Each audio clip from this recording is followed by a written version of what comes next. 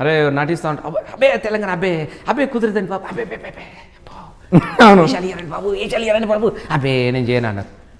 వేషం వేయడానికి భయపడ్డారే, మ్యూజిక్ చేయడానికి భయపడ్డాడు, పాట పాడడానికి భయపడ్డాడు తెలంగాణ అంటే.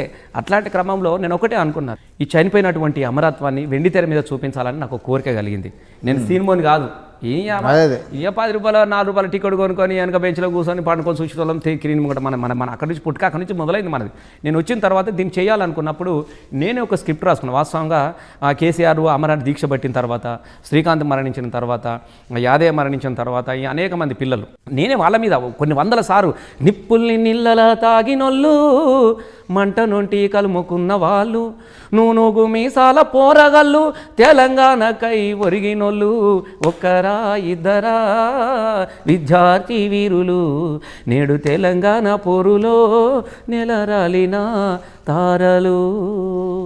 వీళ్ళ అమరత్వాన్ని చిరస్థాయిగా సజీవంగా నిలబెట్టుకోవాలని నాకు అనిపించినప్పుడు దీని ఒక సినిమాగా మలచాలన్నటువంటి ఒక ఆలోచన చేసి, నా మిత్రుడు కోట తిరుపతి రెడ్డి ఉంటాడు కెమెరామెన్, నేనేం చేయాలి దీనికి అనుకున్నా. ఇక మా పోరాలు ఉన్నారు, పాటలు గీటలని మనయనే అయ్యా, పాటలంతా మనయే, మా పొలగాలంతా జమ చేసుకొని నేను ఒక సినిమా తీయాలనుకున్నప్పుడు జై తెలంగాణ, ఫస్ట్ యమలోకంలో జై తెలంగాణ అని పెట్టిన. ఈ యమలోకంలో జై తెలంగాణ కూడా ఎందుకు పెట్టినానంటే, చనిపోయిన పిల్లలను హీరోలుగా చూపించాలని ఒక ప్రయత్నం నాది. బతుకునని పెడితే ఇప్పుడు సత్తన్నం పెట్టిన అనుకో, దీనిలో ఎవడ సినిమా ఏంటంటే సత్తన్న అంటాడు, ఎవరు హీరో అంటే దాస్ అన్న అంటారు. ఇట్లా కాదు, చిరంజీవి పెడితే చిరంజీవి అంటారు. వీళ్ళు కాదు నా హీరోలు అనేటోడు శ్రీకాంత్.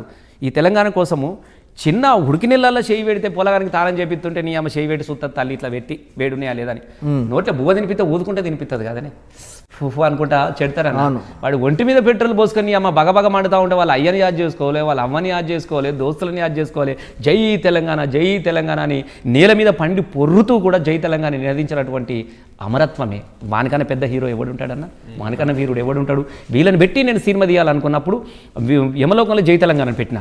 అరే యమలోకంలో ఎందుకులే అనుకొని, శాడ్ ఎందుకు అనుకొని దాన్ని జై తెలంగాణ అంటే పెట్టి వీరులకు మరణం లేదు అని చెప్పేసి, అసలు శ్రీకాంతాచారిని యాదయ్యని హీరోలు పెట్టినప్పుడు అందరూ అన్నాడు, అమరులు స్వర్గం పోవాలి కదా, నువ్వు యమలోకంలో ఎట్లా చూపిస్తావా అన్నాడు.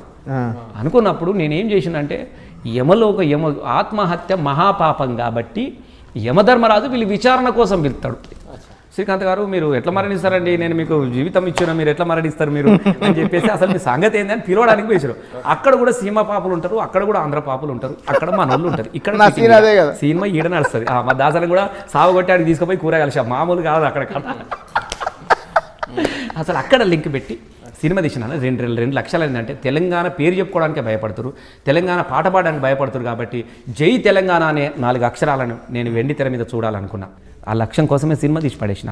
ఖర్చు గిర్చక జమ చేసుకున్నా, అదో ఇది అన్ని ఒక దగ్గర వేసుకున్నా, చీట్ వేసుకున్నా, పైసలు తీసుకొచ్చుకున్నా, అది చేసుకుని మొత్తంలో అయితే సినిమా అట్లా నేను చేయగలిగేసి నా లక్ష్యాన్ని చెప్పిన, నేనే డైలాగ్ రాసుకున్నా, నేనే రాసుకున్నా.